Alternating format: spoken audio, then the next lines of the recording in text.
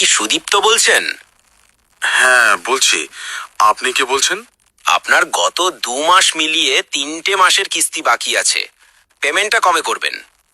আমি ভীষণই অসুস্থ, ডাক্তার দেখানোর উদ্দেশ্যে চেন্নাই এসেছি। পেমেন্ট করতে একটু সময় লাগবে। দাদা, অনেক সময় আপনি নিয়েছেন। এরপর তো লোনটা এনপিএ হয়ে যাবে। ব্যাংক আর আপনাকে কোনো সময় দিতে পারবে না। আজকের মধ্যে টাকাটা অ্যারেঞ্জ করুন এবং পেমেন্ট করান। আমি আপনাকে বললাম তো যে আমি এখন চেন্নাইতে আছি।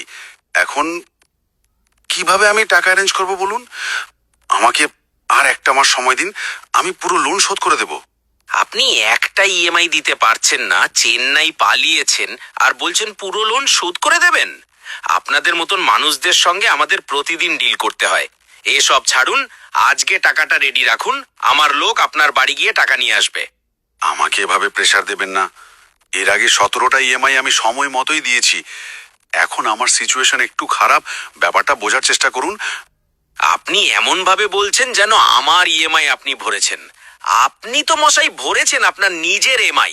এটা তো আপনাকে কর্তব্য ছিল। ওটা যেমন ভরেছেন, এখন আজকে একটা ইএমআই ব্যবস্থা করুন। আমার উপর দয়া করুন, এখন আমি কোনো টাকা ভরতে পারবো।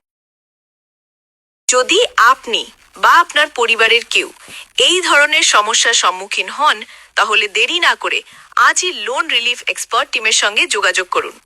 আমরা আপনার তরফ থেকে সর্বপ্রথম এই ধরনের রিকভারি হ্যারাসমেন্ট বন্ধ করব। তারপর ব্যাংকের সঙ্গে নেগোশিয়েট করে আপনার লোন সেটেল করবার ব্যবস্থা করব। মনে রাখবেন,